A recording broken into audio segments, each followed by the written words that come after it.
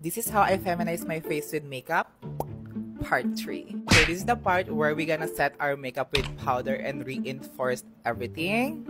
And yeah, this is my ultimate secret mga dear. This is the Lucky Beauty Skin Blur Powder Foundation. Hindi ako part ng PR neto, but I bought this on my own money. And dear, I swear, this is the best powder I've tried locally. And dear, wait.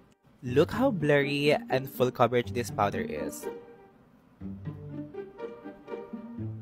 Hello?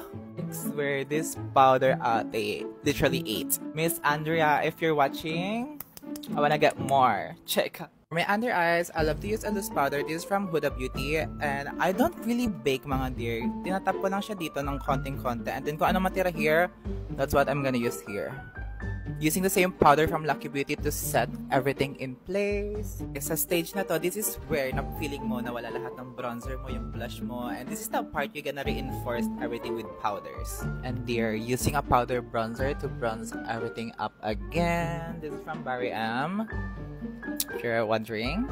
For my ultimate blush, I discovered this last year. This is the MAC in the shade Melba. This blush. This blush is giving so much like baby girl. Yon.